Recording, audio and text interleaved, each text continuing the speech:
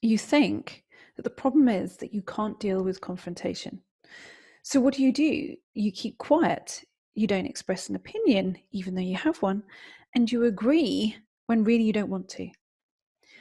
Then what happens? Well, you question, am I weak? Am I weak for doing that? Am I weak for not speaking up? Am I weak for not questioning things? The real issue isn't that you're weak. The issue is that you're uncertain. And you're uncertain because you've been gaslighted.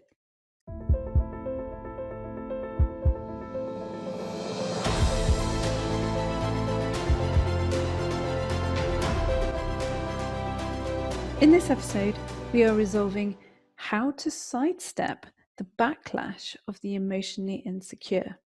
And you'll discover how to recognize the backlash of these people, of the emotionally insecure. We'll also look at emotional security mistakes that you make and the magic of emotional security. First, how do you recognize the backlash of the emotionally insecure? Well, emotionally insecure people are attracted to you, and they're attracted to you because you're empathic. Is that a problem? No, it's not a problem at all. Why would you are naturally empathic? So why should that be any different? Why is that a problem? It's not a problem. True empathy, beyond the basics of feeling from another person's shoes, is the ability to feel your own feelings and identify what they are. Emotionally insecure people don't want to do that. They never want to. They never want to feel their own feelings. If anything, they want to do whatever is possible to avoid feeling. They do that by always being defensive first. So when you do your normal reaching out, when you do that as your normal thing, they use defense strategies such as joking, calling you too sensitive, and they normalize disruptive behavior. So, I don't know what you're talking about. And you think, oh, is that me? Is that me? Or, oh, I don't know what you're talking about. I think you're overreacting. Their backlash happens when they fear potential exposure of any vulnerability. Vulnerability that you would use as an empath for connection. Vulnerability meaning admitting feelings, being honest, wanting closeness. They then make you wrong for wanting this. But at the same time, they're desperate for it. So what are the emotional security mistakes that you make? What are those? You don't realize when you're being gaslighted because you assume people have the same integrity that you do. Gaslighting is the systematic attempt by one person to erode another's reality. They present false information to make the target, as in you, doubt their own memory and perception, which is why you get that. Is that unreasonable? What happened there? What? What happened?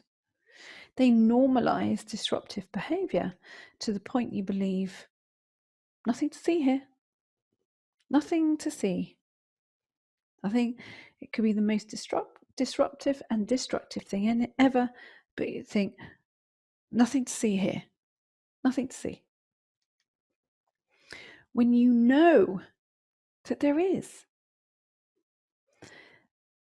Eventually, when you're gaslighted, you doubt your own sanity. Your esteem is worn down, yet emotionally insecure people do this because, once again, they don't want to own any vulnerability. Or if they're especially prone to gaslighting, it's because They don't want to have to do anything properly or be held responsible or accountable. They don't want to do it. So what's the magic of emotional security so that you don't have to be around this? The key is to release traumatic bonding. The backlash of emotionally insecure people doesn't change. The backlash does not change. If you think, oh, it's going to change, it does not change unless you do. Why? Because they love a drama. Something to feed off, something to feed into. They love it. Traumatic bonding happens in order to cope with living in a mad chaos. So what happens is you feel some kind of bond to people who behave in this way. And it's based in a traumatic bonding, as in they've done so many things so many times. It's such a usual mad chaos that it's almost endearing. And you end up coping by rationalizing and excusing this person's behavior. What I found sucked into for a long time was things like, oh, they're not that bad.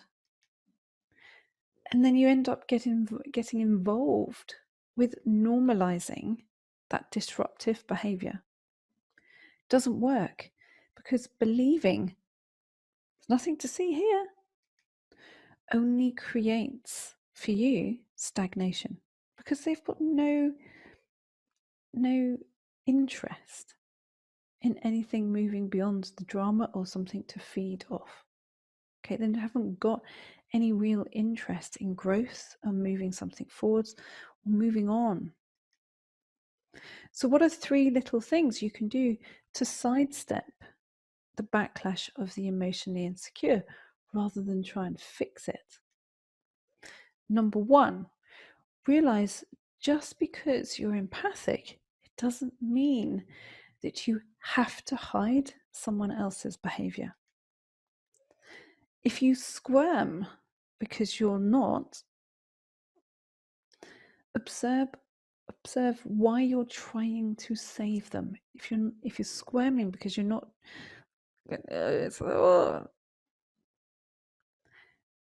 observe why you are trying to save them, why you're trying to make that okay, why you're trying to save them from their own behavior. Number 2, practice stop apologizing. If you come from a critical background, as in you are highly criticized, you'll have a habit, probably a very bad habit, of apologizing for everything. See what happens if you stop apologizing for everything. If you panic or feel guilty, then ask yourself why. And deal with your own emotion around that, not trying to pacify someone else's. Okay, if you're forever apologizing, you need to get to feel what you really feel or have any choice to move on from something. And number 3 is step out of the drama. Emotional security requires you to do that. If you want to feel this emotionally secure place, you have no choice but at some point to step out of the drama. And it will take a few goes, but you will feel you can then sidestep the backlash of the emotionally insecure. And remember, it's not about perfect, it's about progress. Okay? So would you like me to help you accelerate the magic of emotional security? Well, the meditation accompanying this episode will fast track you out of this insecure attraction space into the path of feeling emotionally secure. So give the meditation, which is the magic of emotional security meditation, a go now, because it will release the feelings blocking you.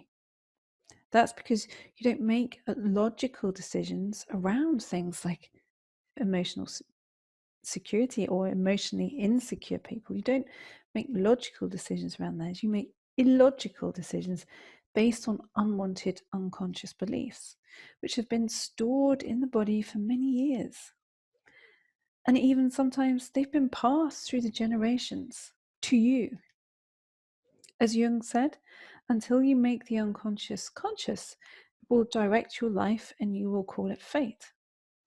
This meditation will help you undo those unwanted unconscious beliefs by releasing the energy stored in your body, but like popping a bubble, okay? Just like that, pop, gone. To orchestrate magic in your life, simply make your unconscious conscious. The fastest way to make your unconscious conscious is using my meditations. They're very easy. It's a very easy way to do it, where you don't have to think. You just literally press play and listen. Even if you've never done a meditation before, it's fine. You just follow the words. You have time. There is always time for something this important. If you don't already have access, you can download a copy for free from heidisawyer.com/13, not the word, okay? heidisawyer.com/13. It's a free meditation. Okay, so now you've looked at sidestepping the backlash of the emotionally insecure. The next step is to learn how to tell if people that you're around or attracted to are genuinely charismatic or a creep. Guess what the next episode does? It addresses that question around love obsession. Are they genuinely charismatic, or will they become a creep? Okay, so make sure you set a reminder now to join me for the next session, which I will release on Saturday at 4 p.m. That's UK time. And I will then be in the comments section for the power hour from 4:30 p.m., where you can ask me anything that you want to, or you can ask me to interpret your meditation process. Often when you look at something from the unconscious, it shows in symbolism to be interpreted. And sometimes you can do a really fantastic job and understand exactly what it means there and then.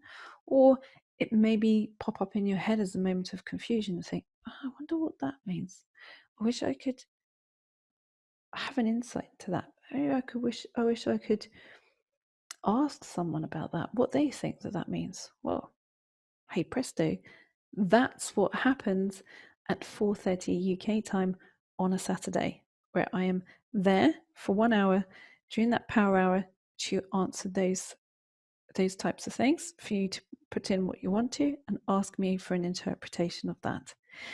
The quicker you do the meditation, the quicker you get your comments in there, the quicker it's most likely that I will then see yours during that hour and be able to reply. So share this episode if you know someone who is struggling with the backlash of someone who's emotionally insecure, because it may well give them an insight that they hadn't had before and help release that pressure that they think it's to do with them.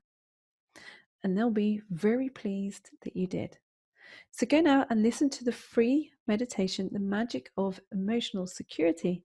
If you don't already have access, you can, as I say, download a copy for free from heidisawyer.com/13. Number 13, not the word.